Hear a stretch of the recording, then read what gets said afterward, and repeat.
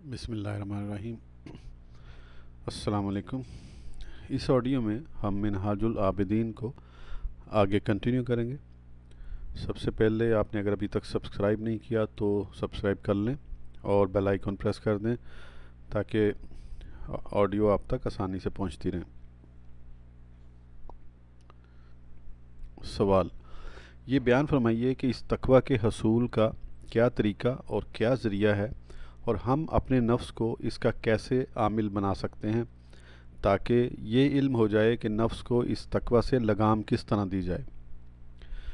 जवाब: इसकी सूरत ये है कि नफ्स को पूरे अज़म व सबात से हर माइसत से रोका जाए और हर तरह के फजूल हलाल से दूर रखा जाए। ऐसा करने से बदन के ज़ाहिरी व बातनी आज़ा सिफ़त तकवा से मौसूफ़ हो जाएंगे। आँख, कान, ज़ुबान, दिल, पेट, शर्मगाह और बाकी जुमला आज़ा और अज्जा बदन में तकवा पैदा हो जाएगा और नफ्स तकवा की लगाम में अच्छी तरह आ जाएगा। इस बाब की शरह बहुत तवील है। अखियाए उलूमुद्दीन में हमने इसकी तफसील की तरफ इशारा किया है, लेकिन जिस अमर का बयान यहाँ ज़्यादा ज़रूरी है वो ये है कि 5 आज़ा की खसूसियत से निगहदाश्त की जाए। वो आज़ा ये हैं: आँख, कान, ज़ुबान, दिल और शकम। दीन को ज़रर व नुकसान से बचाने के लिए इन मज़कूरा आज़ा को हर मासियत, हर हराम, हर फजूल हलाल और हर इसराफ से हिफाजत में रखना ज़रूरी है। जब इन 5 आज़ा की हिफाजत हो गई तो उम्मीद है कि बदन के तमाम बाकी आज़ा भी महफूज हो जाएंगे और बंदा पूरे तौर पर तकवा की सिफ़त के साथ मौसूफ़ हो जाएगा। हम 5 फसलों में इन आज़ा से मुतल्लिक़ा अमूर का बयान करते हैं और तुम्हें बताते हैं कि कौन कौन सी चीज़ उनके लिए हराम है, जिनसे उनको हिफाजत में रखना ज़रूरी है, लेकिन यहाँ ये बयान इस किताब के हुजम के मुताबिक होगा, यानी मुख्तसर।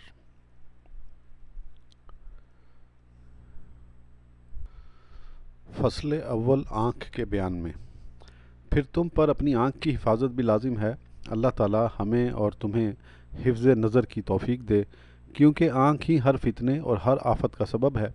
और मैं इसके मुतल्लिक 3 असूल बयान करता हूँ जिन पर कारबंद होने से नज़र की हिफाजत इंशाअल्लाह ताला पूरी तरह मुयस्सर आ जाएगी। पहला असूल वो जो कुरान मजीद की इस दर्जा झैल आयत में बयान किया गया है। तर्जुमा: ए हबीब, अहले ईमान से कहो कि अपनी नज़र झुकाए रखें और अपनी शर्मगाहों की हिफाजत करें, ये उनके लिए बहुत पाकीज़ा बात है। और ए ईमान वालो, तुम जो कुछ भी करते हो अल्लाह ताला उससे बाखबर है। ए अज़ीज़, तू जान के इस मुख्तसर सी आयत में गौर करने से मुझे 3 अजीब व नादिर मायनी मालूम हुए हैं। यानी इस आयत में तादीब, तंबीह और तहदीद 3 अमर जमा कर दिए गए हैं। तादीब यानी अदब सिखाना, तो इस आयत के इस जुमले में है कुल लिलमुमिनीना या उज़्ज़ू मिन अबसारिहिम। चूँकि इस आयत में लफ्ज़ या उज़्ज़ू वारिद हुआ है जो सीगा अमर है, तो ग़ुलाम पर लाजिम हो जाता है कि आका के हुक्म की तामील करे और उसके बताए हुए आदाब को बजा लाए, वरना बेअदबों में शुमार होगा और बेअदब ग़ुलाम को आका की मजलिस में हाजिर होने की इजाज़त नहीं मिलती और ना वो आका के सामने आने के लायक होता है। इस नुक्ते को ज़हन नशीन कर लो और इसमें गौर करो, क्योंकि इसमें बहुत कुछ है। और तंबीह इन अल्फाज में है ज़ालिका अस्का लहुम। इस जुमले के 2 मतलब हो सकते हैं। एक ये कि नज़रों को झुकाए रखना मोमिनों के दिलों को ज़्यादा पाक करने वाली शय है, क्योंकि ज़कात तहारत के मायने में है और तज़किया तत्हीर के हम मायनी। दूसरा मतलब ये हो सकता है कि नज़रों को झुकाए रखना मोमिनों की नेकियों को बढ़ाने और ज़्यादा करने का बायस है, क्योंकि ज़कात के मायने लुगत में बढ़ने और ज़्यादा होने के भी आते हैं। तो मतलब ये हुआ कि नज़र नीची रखना दिल को बहुत ज़्यादा पाक करता है और ताअत व खैर में इजाफ़े का ज़रिया है। और ये इसलिए है कि अगर तुम नज़र नीची ना रखो बल्कि उसे आज़ादाना हर चीज़ पर डालो तो बसा औकात तुम बेफ़ायदा और फजूल भी इधर उधर देखना शुरू करोगे اور پھر رفتہ رفتہ تمہاری نظر حرام پر بھی پڑنا شروع ہو جائے گی۔ اب اگر قصداً حرام پر نظر ڈالو گے تو یہ بہت بڑا گناہ ہے، اور بہت ممکن ہے کہ تمہارا دل حرام شے پر فریفتہ ہو جائے اور تم تباہی کا شکار ہو جاؤ، کیونکہ روایات میں وارد ہے بعض اوقات بندہ کسی شے پر نظر ڈالتا ہے تو اس سے اس طرح اثر قبول کرتا ہے جس طرح چمڑا عملے وباغت سے رنگ کو، اور اگر اس طرف دیکھنا حرام نہ ہو بلکہ مباح ہو سکتا ہے کہ تمہارا دل مشغول ہو جائے اور اس کے سبب تمہارے دل میں طرح طرح کے وسوسے اور خطرات آنے شروع ہو جائیں، اور شاید وسوسے کی چیزوں تک عملی طور پر نہ پہنچ سکو، اور اس طرح وسوسوں کا شکار ہو کر نیکیوں سے رہ جاؤ۔ لیکن اگر تم نے کسی طرف دیکھا ہی نہیں تو ہر فتنے، وسوسے اور خطرے سے محفوظ رہوگے اور اپنے اندر راحت و نشاط محسوس کرو گے۔ اس چیز کو حضرت عیسیٰ علیہ السلام نے ان الفاظ میں ادا فرمایا ہے: اپنے آپ کو نظر حرام سے پوری احتیاط سے بچاؤ، کیونکہ ایسی بد نظری دل میں شہوت کی تخم ریزی کرتی ہے اور اس گناہ کا ارتکاب کرنے والے کو فتنے میں مبتلا کر دیتی ہے۔ حضرت ذوالنون مصری رحمۃ اللہ تعالیٰ علیہ کا ارشاد ہے: آنکھ کو نظر حرام سے روکنا شہوات سے بچنے کا بہترین طریقہ ہے۔ کسی شاعر نے کیا اچھا کہا ہے: اگر تم اپنی آنکھ کو کھلا چھوڑ دو گے تو رنگا رنگ نظارے ایک روز تمہیں مشقت میں ڈال دیں گے۔ تم وہ اشیاء دیکھو گے کہ نہ تو ان تمام پر تم کو قدرت ہوگی اور نہ ان میں باس سے صبر ہو سکے گا۔ جب تم ہر وقت نظر نیچی رکھو گے اور اسے بے فائدہ اور لا یعنی چیزوں پر نہیں ڈالو گے تو تمہارا سینہ وساوس سے صاف رہے گا، دل فارغ ہوگا اور خطرات سے راحت میں رہو گے، تمہارا نفس آفات سے سلامتی میں رہے گا اور کسب حسنات کی طرف زیادہ توجہ دے سکو گے۔ اس نقطۂ جامع کو خوب سمجھ لو، واللہ تعالیٰ الموفق۔ اور تحدید اس جملے میں ہے: اللہ خبیر بما تصنعون۔ دوسری جگہ فرمایا، ترجمہ: اللہ تعالیٰ خائن آنکھوں کو اور سینوں میں پوشیدہ باتوں کو جانتا ہے۔ حق تعالیٰ کا خوف رکھنے والے کے لیے یہ تنبیہ اور تحدید کافی ہے۔ دوسرا اصول، اس سلسلے میں دوسرا اصول وہ ہے جو حضور نبی کریم صلی اللہ تعالیٰ علیہ وآلہ وسلم سے مروی ہے کہ آپ نے فرمایا: غیر محرم عورت کے حسن و جمال پر نظر ڈالنا ابلیس کے زہر میں بجھے ہوئے تیروں میں سے ایک تیر ہے، تو جو شخص ایسا کرنا ترک کر دے گا اللہ تعالیٰ اسے سرور آمیز عبادت کا مزہ چکھائے گا۔ عبادت میں حلاوت اور مناجات میں لذت عابدین کے نزدیک ایک بہت بڑی چیز ہے، اور یہ اصول ایک تجربہ شدہ اصول ہے۔ جو بھی اس پر عمل کرے گا اسے خود اس کی تحقیق ہو جائے گی۔ بلا شبہ جب کوئی شخص نظر کو لاجائنی اور بے فائدہ امور سے باز رکھے گا تو وہ عبادت میں لذت اور طاعت میں حلاوت اور دل میں صفائی محسوس کرے گا جس سے قبل ازیں خالی تھا۔ تیسرا اصول، درجہ بالا اعضاء کی نگہداشت و حفاظت کا تیسرا طریقہ یہ ہے کہ اس پر غور کیا جائے کہ قیامت کے دن ان اعضاء سے کیا کام لینا ہے اور قیامت میں ان سے کون سے کام سر انجام دینے کے لیے بنایا گیا ہے۔ اگر یہ کام اس کام کے قابل نہ رہے تو سخت حسرت و خسارہ اٹھانا پڑے گا۔ یہ خیال دل میں جاگزیں ہو جانے سے بھی ان کی نگہداشت ہو سکتی ہے۔ پاؤں تو فردوس بری کے باغات و محلات میں چرنے پھرنے کے لیے بنائے گئے ہیں، اور ہاتھ جنت میں شراب طہور کے چھلکتے جام پکڑنے اور میوہ جات توڑنے کے لیے دیے گئے ہیں، اور آنکھ دیدار الہی سے لطف اندوز ہونے کے لیے عطا ہوئی ہے۔ اعلیٰ حاصل قیاس باقی اعضاء بھی علیحدہ علیحدہ کاموں کے لیے بنائے گئے ہیں، اور ان مذکورہ مقاصد سے دونوں جہانوں میں اور کوئی اعلیٰ اور افضل مقصد نہیں ہو سکتا۔ لہذا جن چیزوں کو اعلیٰ ترین مقاصد کے لیے تیار کیا گیا ہو انہیں لازماً فضول و نامناسب افعال و حرکات سے محفوظ رکھنا چاہیے۔ اگر تم ان مذکورہ 3 اصولوں پر کاربند ہو جاؤ گے تو انشاءاللہ تعالی ہر فضول و حرام چیز سے بچے رہو گے۔ واللہ ولی التوفیق وہو حسبی و نعم الوکیل۔ فصل دوم، کان کے بیان میں۔ کان کو بھی بری اور فضول باتوں کے سننے سے محفوظ رکھنا ضروری ہے، اور اس کا ضروری ہونا 2 وجہ سے ہے۔ ایک تو اس لیے کہ روایت میں آیا ہے کہ سننے والا بھی کلام کرنے والے کے ساتھ شریک ہوتا ہے۔ کسی شاعر نے اس چیز کو ان درجہ ذیل اشعار میں بیان کیا ہے: افراط و تفریط سے بچ کر درمیانی راہ چلنے کی کوشش کرو اور شبہ والی جانب سے دور رہو۔ اپنے کان کو بری باتیں سننے سے روکے رکھو جس طرح زبان کو بری گفتگو سے، کیونکہ اگر تم خلاف شرع باتیں سنو گے تو یاد رکھو کہ تم بھی کہنے والے کے ساتھ شریک سمجھے جاؤ گے۔ بری باتیں سننے سے پرہیز کی دوسری وجہ یہ ہے کہ اگر تم انہیں سنو گے تو دل میں وسوسے اور خیالات پیدا ہوں گے، اس طرح تمام خیالات میں مستغرق ہو جاؤ گے اور اس صورت میں لازماً عبادت میں غیر معمولی رکاوٹ پیدا ہوگی۔ پھر اے عزیز، تو جان کہ جو گفتگو انسان کے دل اور زبان تک پہنچتی ہے اس کی خاصیت ایسی ہے جیسے پیٹ میں طعام، اور سب جانتے ہیں کہ بعض کھانے نقصان دہ اور بعض نفع دینے والے ہوتے ہیں، بعض کھانے جسم کی غذا بنتے ہیں اور بعض زہر کی مانند برا اثر کرتے ہیں۔ ٹھیک اسی طرح اچھی اور پاکیزہ گفتگو سے ایمان تازہ ہوتا ہے اور بری گفتگو سے مردہ ہو جاتا ہے، بلکہ طعام کی نسبت کلام کا اثر زیادہ ہوتا ہے اور زیادہ دیر باقی رہتا ہے، اس لیے کہ نقصان دہ طعام معدے سے نیند وغیرہ کے ذریعے زائل ہو جاتا ہے اور بسا اوقات اس کا اثر کچھ وقت باقی رہنے کے بعد ختم ہو جاتا ہے۔ اگر اثر زائل نہ بھی ہو تو دوا کے ذریعے زائل کیا جا سکتا ہے، لیکن بعض باتیں بسا اوقات انسان کے دل میں اس طرح جاگزیں ہو جاتی ہیں کہ بھولتی ہی نہیں۔ اگر وہ خراب اور ناروا ہوں تو انسان کو ہمیشہ ان کا تصور خرابی میں ڈالے رکھتا ہے اور ان کی وجہ سے دل وسوسوں کی آماج گاہ بنا رہتا ہے۔ حالانکہ ان خیالات سے دل کو پاک رکھنا ضروری ہوتا ہے۔ ایسے وساوس سے دل کو محفوظ رکھنے کے لیے حق تعالیٰ کی مدد طلب کرنی چاہیے، کیونکہ بسا اوقات یہ وسوسے کسی بلا اور آفت میں مبتلا کر دیتے ہیں اور انسان کے احساسات کو خواہ مخواہ حرکت دیتے رہتے ہیں، یہاں تک کہ بندہ ان کے سبب کسی بڑی آفت میں مبتلا ہو جاتا ہے۔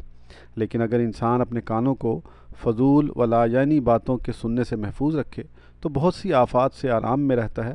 عقل مند کو چاہیے کہ اس میں غور کرے۔ وباللہ التوفیق۔ تیسری فصل زبان کے بیان میں۔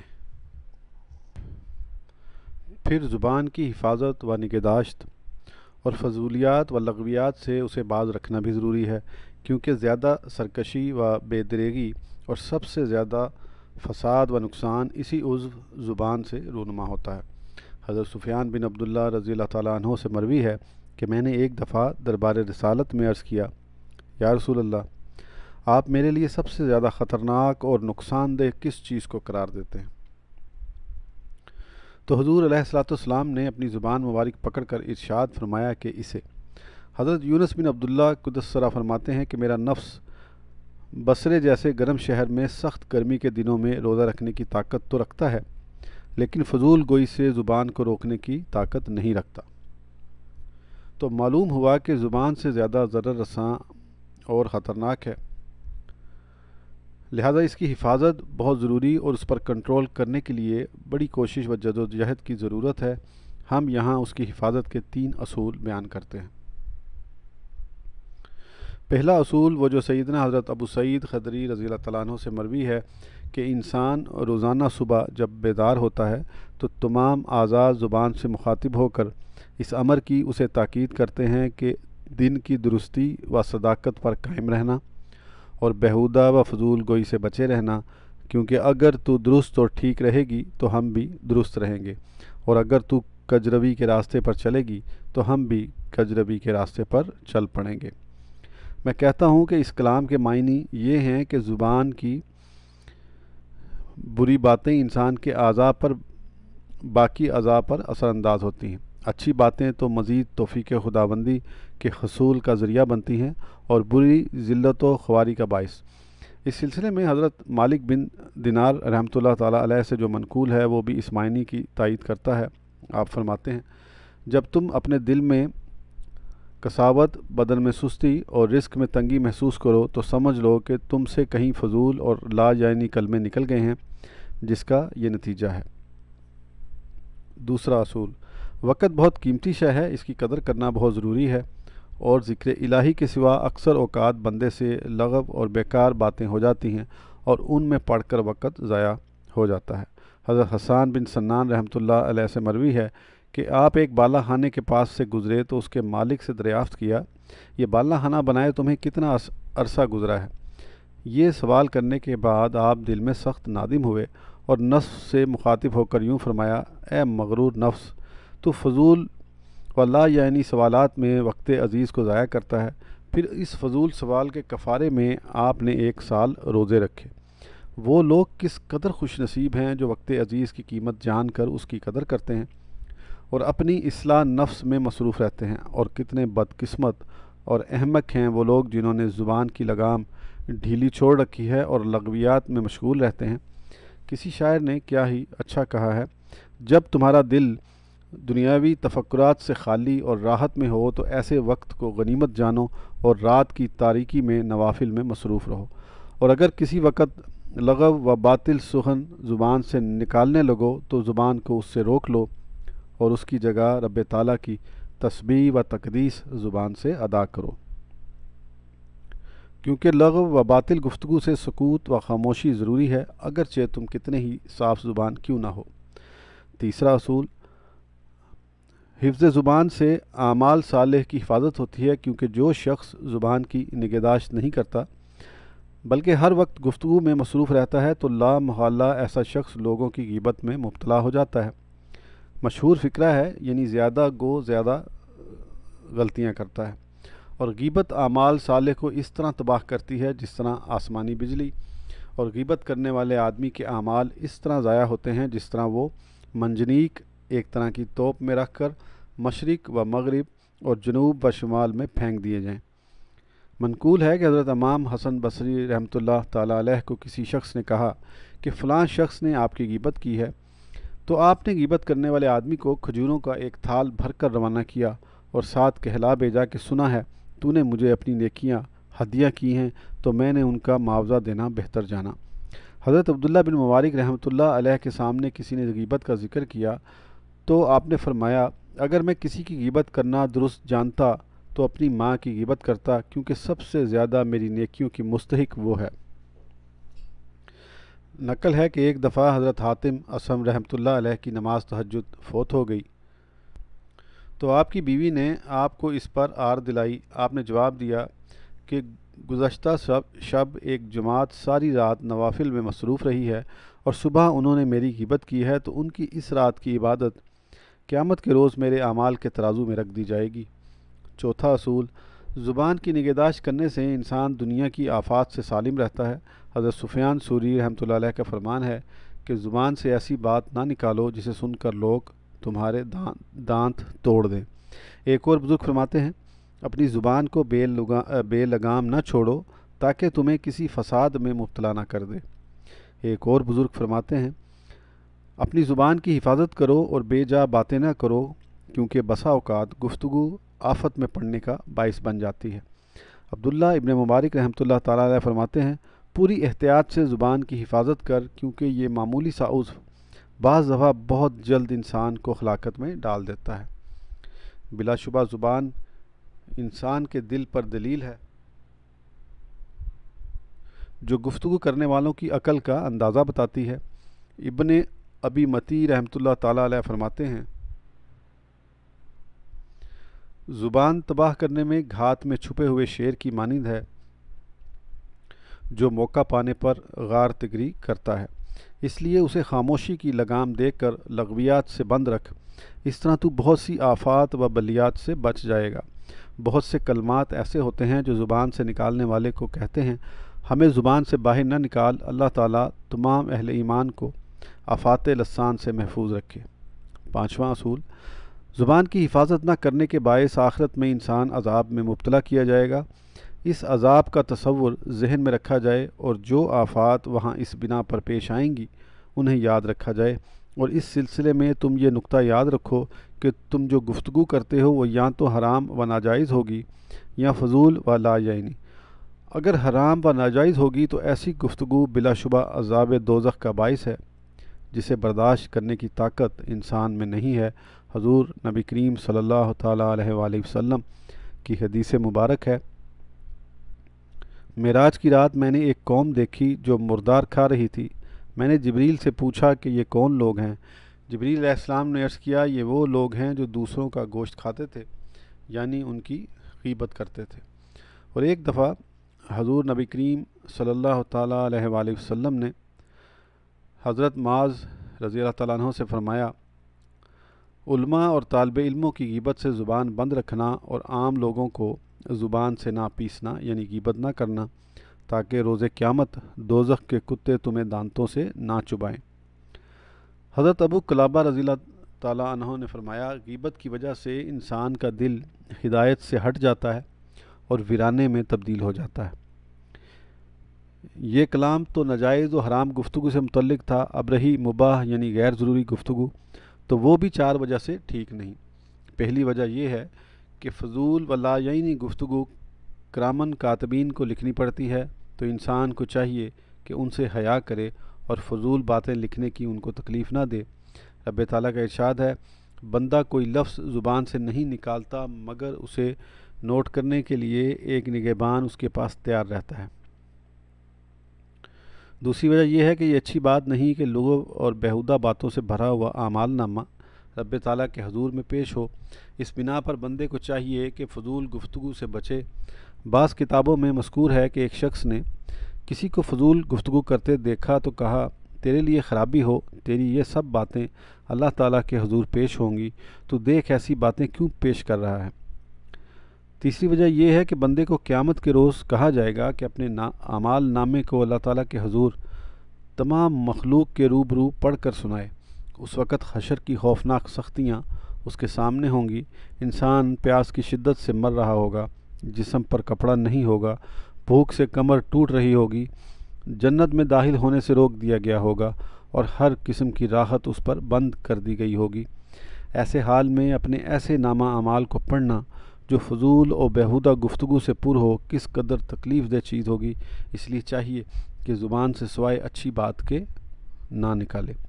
چوتھی وجہ یہ ہے کہ بندے کو فضول اور لاجائنی باتوں پر ملامت کی جائے گی اور شرم دلائی جائے گی، اور بندے کے پاس اس کا کوئی جواب نہیں ہوگا، اور اللہ تعالیٰ کے سامنے شرم و ندامت کی وجہ سے انسان پانی پانی ہو جائے گا۔ بعض بزرگوں نے فرمایا ہے کہ اپنی زبان کو فضولیات سے روک، کیونکہ ان کا حساب طویل ہوگا۔ جو شخص نصیحت کا آرزو مند ہے اس کے لیے یہ 4 اصول کافی ہیں، اور ہم نے اپنی کتاب اسرار معاملات دین میں ایسے اصول پوری شرح سے لکھے ہیں۔ اگر زیادہ تفصیل مطلوب ہو تو اس کا مطالعہ کرو، اس میں تم کو ہر شے کا شافی بیان ملے گا۔ چوتھی فصل دل کے بیان میں۔ پھر تم پر دل کی حفاظت، اس کی اصلاح اور اسے درست رکھنے کی کوشش کرنا بھی ضروری ہے، کیونکہ دل کا معاملہ باقی اعضاء سے زیادہ خطرناک ہے اور اس کا اثر باقی اعضاء سے زیادہ ہے۔ اس کی درستی زیادہ دقت طلب اور اس کی اصلاح زیادہ مشکل ہے، اور اس کا حال زیادہ محنت طلب ہے۔ میں اصلاح قلب کے متعلق 5 جامع اصول بیان کرتا ہوں، جن پر عمل کرنے سے دل کی اصلاح انشاءاللہ پوری ہو جائے گی۔ پہلا اصول، اللہ تعالیٰ فرماتا ہے، ترجمہ، اللہ تعالیٰ خائن آنکھوں اور دل کے پوشیدہ رازوں کو جانتا ہے۔ دوسرے مقام پر فرمایا، ترجمہ، جو کچھ تمہارے دلوں میں ہے اللہ تعالیٰ اس سے باخبر ہے۔ ایک اور جگہ فرمایا، ترجمہ، بے شک اللہ تعالیٰ سینے کے راز جانتا ہے۔ دیکھو اللہ تعالیٰ نے قرآن مجید میں کتنی دفعہ اس بات کو دہرایا اور تکرار کیا ہے۔ اللہ تعالیٰ کا سینے کے اسرار پر آگاہ ہونا ہی ڈرنے اور خوف کرنے کے لیے کافی ہے، کیونکہ علام الغیوب کے ساتھ معاملہ بہت نازک ہے۔ اس لیے تمہیں خیال ہونا چاہیے کہ تمہارے دلوں میں کس طرح کے راز ہیں جن سے اللہ تعالیٰ باخبر ہے۔ اگر معاذ اللہ تمہارے خیالات و ارادے گندے ہوں تو تمہیں شرم و حیا کرنا چاہیے۔ دوسرا اصول، حضرت نبی کریم صلی اللہ تعالیٰ علیہ وآلہ وسلم فرماتے ہیں، یعنی اللہ تعالیٰ تمہاری صرف ظاہری صورتوں اور کھالوں کو نہیں دیکھتا بلکہ وہ تمہارے دلوں کو بھی دیکھتا ہے۔ اس حدیث مبارک سے معلوم ہوا کہ دل رب العالمین کی نظر کا مقام ہے۔ اس شخص پر تعجب ہے جو ظاہر چہرے کا اہتمام کرے، اسے دھوئے، میل کچیل سے ستھرا رکھے تاکہ مخلوق اس کے چہرے کے کسی عیب پر مطلع نہ ہو، مگر دل کا اہتمام نہ کرے جو رب العالمین کے نظر کا مقام ہے۔ چاہیے تو یہ تھا کہ دل کو پاکیزہ رکھے، اسے آراستہ کرے اور ستھرا رکھے تاکہ رب العالمین اس میں کسی عیب کو نہ پائے، لیکن افسوس کا مقام ہے کہ دل گندگی، پلیدی اور غلاظت سے لبریز ہے، مگر جس پر مخلوق کی نظر پڑتی ہے اس کے لیے کوشش ہوتی ہے کہ اس میں کوئی عیب و قباحت نہ پائی جائے۔ تیسرا اصول، دل ایک بادشاہ کی مانند ہے جس کی اطاعت کی جاتی ہے، اور باقی اعضاء رایا کی طرح ہیں کہ سب اس کی پیروی کرتی ہیں۔ تو اگر سردار درست ہو تو اس کے تابع بھی درست ہوتے ہیں، اسی طرح اگر بادشاہ درست ہو تو رایا بھی درست اور ٹھیک ہوتی ہے۔ اس بیان کی وضاحت حضور علیہ السلام کی درجہ ذیل حدیث سے ہوتی ہے۔ آپ کا ارشاد ہے، انسان کے اندر گوشت کا ایک لوتھڑا ہے، اگر وہ درست ہو تو سارا جسم درست ہوتا ہے، اور اگر وہ خراب ہو تو سارا جسم خراب ہوتا ہے۔ سن لو کہ وہ دل ہے۔ جب تمام جسم کی اصلاح قلب کی اصلاح پر موقوف ہے تو دل کی اصلاح بہت ضروری ہے۔ چوتھا اصول، دل بندے کے نفیس و اعلیٰ جواہر کا خزانہ ہے۔ ان اعلیٰ جوہروں میں سے ایک جوہر اعلیٰ و عمدہ ہے، وہ معرفت خداوندی ہے، جو دونوں جہان کی سعادت کا ذریعہ ہے، اور وہ قلبی بصیرت ہے جس کی وجہ سے دربار الہی میں انسان کو وجاہت اور بزرگی حاصل ہوتی ہے۔ پھر دل سے تعلق رکھنے والی عمدہ چیزوں میں سے ایک عمدہ چیز عبادات و طاعات میں نیت خالص ہے، جس کے ساتھ ثواب اور جزا کا تعلق ہے۔ اس کے علاوہ دل کے متعلقات میں سے علوم اور حکمت کی باتیں ہیں، جو بندے کے لیے شرف کا باعث ہیں، اور پاکیزہ اخلاق اور اچھی عادتیں ہیں، جن سے انسان کو فضیلت، عظمت اور عزت حاصل ہوتی ہے۔ ہم نے اپنی کتاب اسرار معاملات دین میں اس بات کو پوری شرح و تفصیل سے لکھا ہے۔ تو جب دل ایسے گراں قدر اور بہترین جواہر کا خزانہ ہے تو ایسے خزانے کی ہر قسم کی میل کچیل، ہر آفت اور چوروں اور ڈاکوؤں وغیرہ سے حفاظت و نگہداشت ضروری ہے۔ یہ ایسا خزانہ ہے جس کی حفاظت ہر طرح ضروری ہے، تاکہ اس کے گراں قدر موتی خراب نہ ہوں اور نہ کوئی دشمن ان پر قبضہ کر سکے۔ پانچواں اصول، میں نے دل کے حالات پر غور کیا تو مجھے اس کے 5 حالات ایسے ملے جو دوسرے کسی عضو میں نہیں پائے جاتے۔ نمبر 1، یہ کہ دشمن ہر وقت اس کی طرف متوجہ ہے اور اسے تباہ کرنے کا قصد کیے ہوئے ہے، کیونکہ شیطان انسان کے دل کے ساتھ ہر وقت لگا رہتا ہے۔ تو قلب الہام و وسوسہ دونوں کی منزل ہے، شیطان اور فرشتہ دونوں اسے اپنی اپنی دعوت دینے میں مصروف رہتے ہیں۔ اس کی دوسری حالت یہ ہے کہ قلب کی مصروفیت بہت زیادہ ہے، کیونکہ عقل اور شہوت دونوں اپنے اپنے لشکر اس میں دوڑاتے رہتے ہیں۔ گویا یہ عقل و شہوت دونوں کے لشکروں کا میدان کارزار ہے۔ اس طرح دل دونوں کی جنگ اور دونوں کے مقابلے کا مقام بنا رہتا ہے۔ تو جو مقام دونوں دشمنوں کے درمیان حد کی حیثیت رکھتا ہو، اس کی نگہداشت بہت ضروری امر ہے۔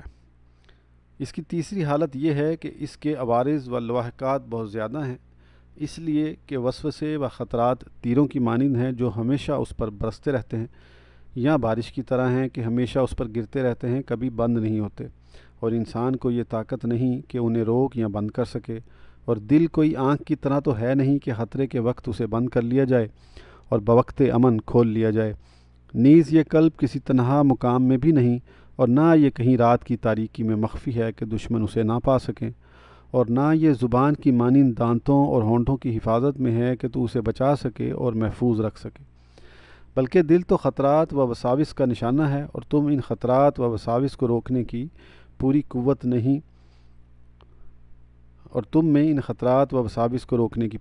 نہیں کہ صحیح معنی میں اس کی نگہداشت کر سکو، لہذا خطرات و وساوس کو مزید تقویت پہنچاتا رہتا ہے۔ اس بنا پر قلب سے تعلق رکھنے والے خطرات کا مقابلہ سخت کوشش اور محنت چاہتا ہے، اور ان خطرات کا دفاع عظیم جد و جہد کا متقاضی ہے۔